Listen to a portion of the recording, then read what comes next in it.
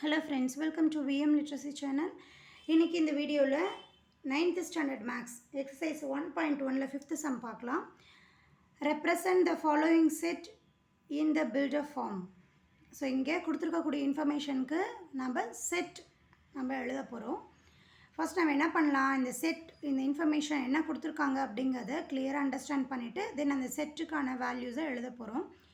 எதுக்காக அப்படி எழுதுகிறோம் அப்படின்னா, இந்த ஸ்டேட்மெண்ட்டை பார்த்து தெரிஞ்சுக்கிறத விட ஈஸியாக நம்ம அந்த செட்டுக்குள்ளே என்ன கண்டென்ட் இருக்குது அப்படிங்கிறத ஈஸியாக தெரிஞ்சுக்கிறதுக்காக தான் நாம் அந்த செட் ஃபார்மேட் எழுதுகிறோம். சரியா?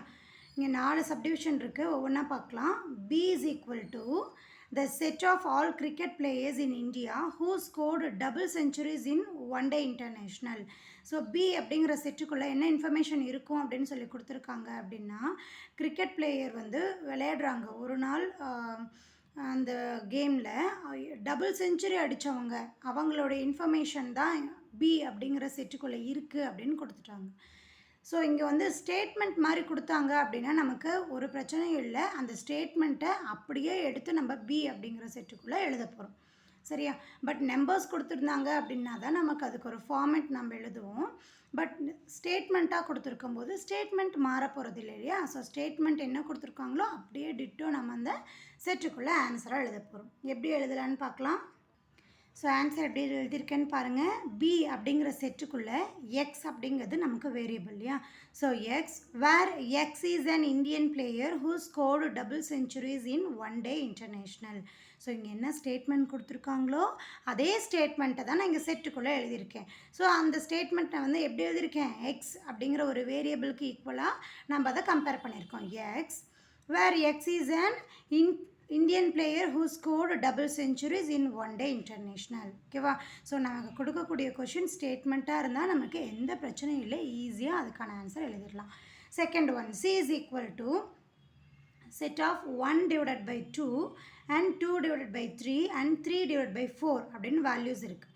ஸோ இந்த வேல்யூஸில் நெக்ஸ்ட் சீரீஸ், இது வந்து ஆக்சுவலாக ஒரு சீரீஸ், ஒரு கண்டினியூஸ் சீரீஸ் இருக்குது. இந்த சீரீஸை எப்படி வந்து அவங்க ஃபார்ம் பண்ணியிருக்காங்க அப்படிங்கிறதுக்கான அந்த ஈக்குவேஷன் ஃபார்மேட் நம்ம எழுத போகிறோம். சரியா? எப்படி எழுதலாம், இங்கே C அப்படிங்கிற செட்டுக்குள்ளார ஒரு வேல்யூ இருக்குது இல்லையா? ஸோ அந்த வேல்யூவை நம்ம X அப்படின்னு தானே எடுத்துப்போம். வேர் X is equal to n divided by n plus 1 அப்படின்னு எழுதிக்கிறோம். எப்படி இந்த வேல்யூ எழுதணும் அப்படின்னா, இங்கே பாருங்கள், இங்கே வந்து n அப்படிங்கிறது 1ன்னு நான் எடுத்துக்கிறேன்னு வச்சுக்கோங்க. அப்போது இங்கே இந்த ஈக்குவேஷனுக்கு பார்த்தீங்கன்னா n is equal to 1 அப்படின்னு நான் எடுத்துக்கிட்டேன். So n divided by n + 1 அப்படின்னு என்ன அர்த்தம், 1 + 1 2 கிடச்சிதா நமக்கு. ஃபஸ்ட்டு 1, செகண்ட் 2/3ன்னு இருக்குது பாருங்கள். அதுக்கு நம்ம n-க்கு பதிலாக 2ன்னு எடுத்துக்கிறேன்.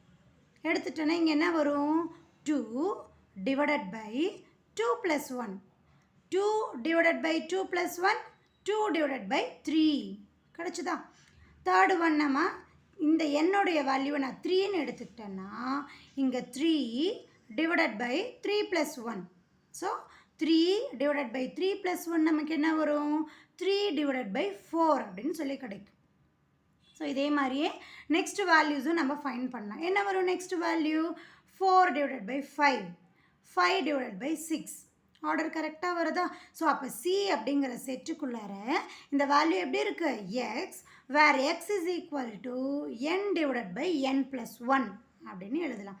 தென் இதில் இன்னொன்று என்ன எழுதணும், n belongs to n, அதாவது இந்த n அப்படிங்கிற வேல்யூ நேச்சுரல் நம்பருக்குள்ளே இருக்குது அப்படின்னு அர்த்தம் இல்லையா? நம்ம இந்த சிம்பிள் போட்டோம்னா நமக்கு தெரியும் இந்த வேல்யூ இந்த செட்டுக்குள்ளார இருக்குது. நேச்சுரல் நம்பர் நமக்கு எதுலேருந்து ஸ்டார்ட் ஆகும், 1லேருந்து ஸ்டார்ட் ஆகும். ஸோ இங்கே வேல்யூஸும் நமக்கு 1லேருந்து தானே எடுத்திருக்காங்க. ஸோ C செட் நம்ம எப்படி எழுதியிருக்கோம், C is equal to X where X is equal to n divided by n plus 1, then n belongs to n. சரியா? n அப்படிங்கிற செட்டு நேச்சுரல் நம்பருக்குள்ளே இருக்குது அப்படின்னு எழுதியிருக்கோம். ஓகே, தென் தேர்ட் ஒன் பார்க்கலாம். D is equal to the set of all Tamil month in a year. ஓகேவா? இங்கே என்ன கொடுத்துருக்காங்க, D அப்படிங்கிற செட்டுக்குள்ளார இங்கே 1 இயர்க்கான தமிழ் மந்த் அதுதான் இருக்குது அப்படின்னு கொடுத்துருக்காங்க. நான் ஃபஸ்ட்டே சொன்ன மாதிரி ஸ்டேட்மெண்ட் கொடுத்துருந்தாங்க அப்படின்னா நமக்கு ஒரு பிரச்சனையும் இல்லை. ஈஸியாக அந்த ஸ்டேட்மெண்ட்டில் என்ன இருக்கோ அதுதான் நமக்கு அந்த டி அப்படிங்கிற செட்டுக்குள்ளே இருக்கும்.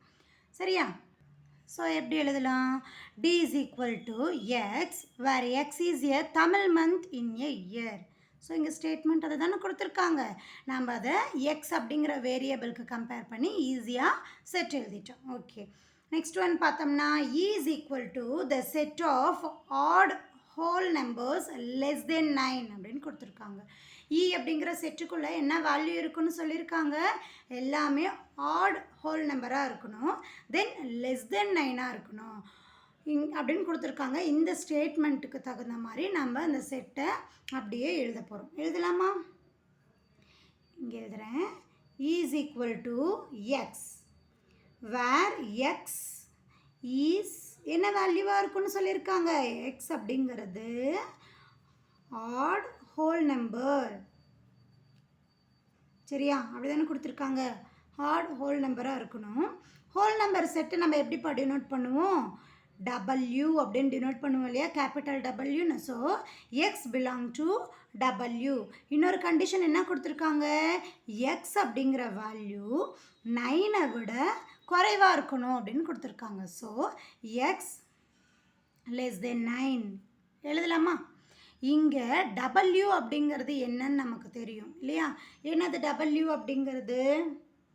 என்னது டபிள்யூ அப்படிங்கிறது நமக்கு ஹோல் நம்பர் அப்படின்னு தெரியும். So where W is a set of whole numbers.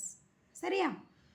இப்போ இந்த கொஷினுக்கான எக்ஸ்ப்ளனேஷன் புரிஞ்சிருக்கும் அப்படின்னு நினைக்கிறேன். டவுட் இருந்தால் கமெண்ட் பண்ணுங்கள். மறக்காமல் விஎம் லிட்ரஸி சேனலுக்கு சப்ஸ்கிரைப் பண்ணிக்கோங்க. தேங்க்யூ ஃபார் வாட்சிங்.